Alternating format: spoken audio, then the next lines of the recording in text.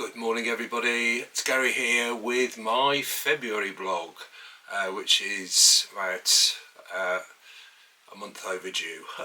Anywho, here we are coming up to the end of February, and as you can see behind me I have a little mini display of what I'm taking to Queer Market at the village tomorrow, which is open between 12 and 6. Yes, I shall be taking along these pieces to show a new direction in which I've been going, which is the digital montage fetish art, and I do some ones of industrial landscapes, which I have submitted to a project that might be going on, and I'm optimistic that they'll have some of my prints up in quite a visible public area, which I'm quite excited about. Anyway, tomorrow I should be showing some limited edition poster prints and a couple of the three-dimensional digital fetish art, which are beautifully framed, and I shall also be taking along some upcycled garments which are have fine art fabric prints attached to upcycled garments. There'll only be a few of them. I'm not going to be the IKEA of upcycled garments. There's not going to be millions of them. It's just to show you what I can do and a possible direction where some of the prints might be going on a collaboration with a designer, which I'm hoping that will come to fruition. It's all sorts of interesting things along in the background, which is quite exciting. Last month I had the pleasure and joy of attending the Fuzzbox 40th anniversary book launch up by Brindley Place. What a fabulous night! Really good fun. I hadn't grasped that it was 40 years ago that a mate of mine that I was working with said, "Here, there's this Brummy Girl punky band with a really long silly name. Shall we go and see them?" And I'm not going to say I was ever at the first or very early gigs, but I would say there were gigs from when they were in about their end of first or second year of being around. So yeah, it's great. It was great to catch up with Vix, and yeah, got an introduction to Tina, who I didn't realise did an art class that I posed for. So yeah, nice evening, good fun, and some pictures are gradually appearing on the Fuzzbox official social media page, which I'm very excited about. Yes, and social media reminded me a couple of weeks ago that it was the 8th anniversary of me being called Gary Lindsay-Moore Photography. I had a website and a video created by Carl Timms, and I'm going to say even now it still stands up what I was saying in the video, and I think as a promo video it's fucking cracking. So, and it's something I'm delighted to say I'm part of Dark Matters. I bought into it last year, and I'm really looking forward to what's potentially happening in the future, hopefully in a couple of weeks.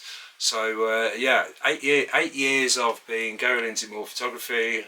I have been around under different guises, because I was really reluctant to use my own name, which was Gary Moore, because of a certain other character that went under the name of Gary Moore, being the ex-Thin Lizzy guitarist.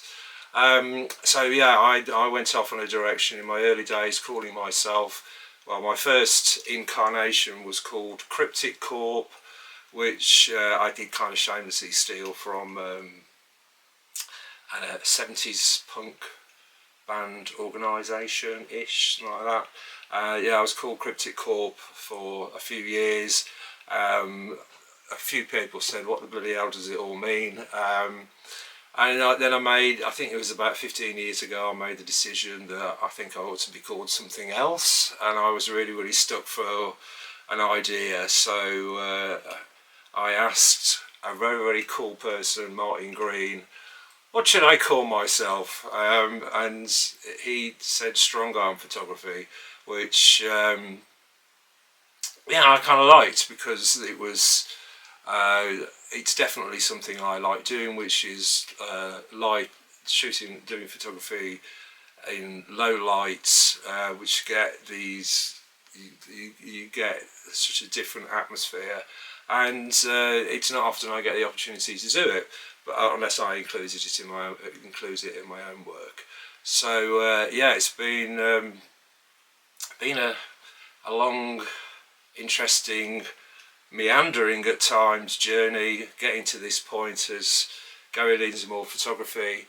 And yeah, also I'd say, despite me saying, oh, let's not reminisce about things, and I'm not a great, although I use social media, I try and keep it really random and not controversial, which yeah, doesn't help anybody, does it really? Yeah, I was reminded of an incident 13 years ago and 8 years ago, and one of them, yeah, somebody was being extremely unpleasant to me because I wasn't playing ball with his, I'm assuming, a little scheme, and when challenged about it, he came back and called me a joke and that I wanted everything done for me. Well, Mister, you're entirely wrong. I'm super independent.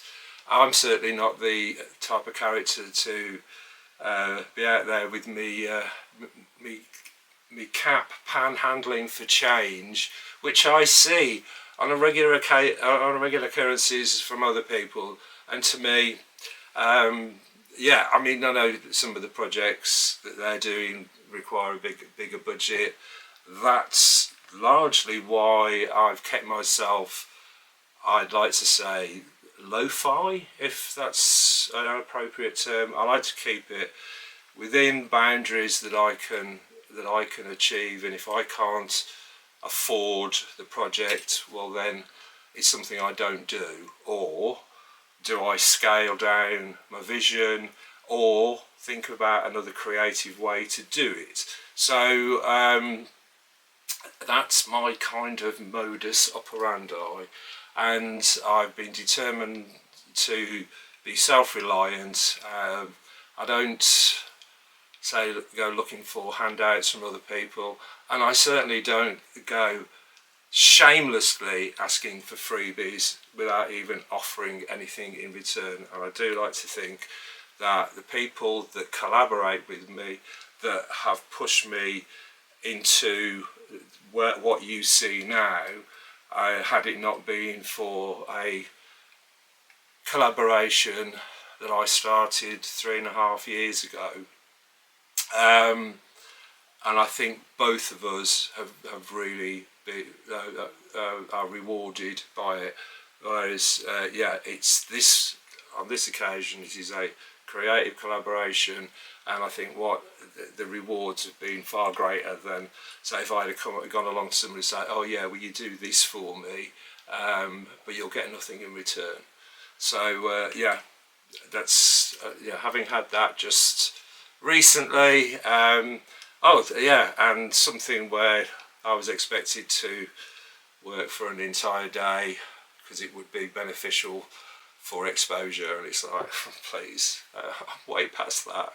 And then another occasion, yeah, 8 years ago, which was quite unpleasant, and it was, yeah, call us photographers sometimes a bit of a diva, I don't know. But yes, it was a whole very complex situation where my integrity really came in question, and somebody else's dishonesty. Yeah, so anyway, let's get past those sort of things. They said, the person that called me a joke, yeah, man, have you had an exhibition at the National Trust? Have you written a book? Are you an award winner? Are you an award winner? Are you self-reliant? Are you not? Are you heck? Anywho, right, getting past that. So looking forward to the future. I have a tentative date next week for a project, well, not a collaboration, a musician that has been working on I think it's a couple of albums. They're at the point where he's doing promotional photography for it. I'm looking forward to it, and I'm really looking forward to hearing his release out, because over the last 2 or 3 years I have heard bits and pieces. It's very much up my street, which is, some of it is quite dark electronica.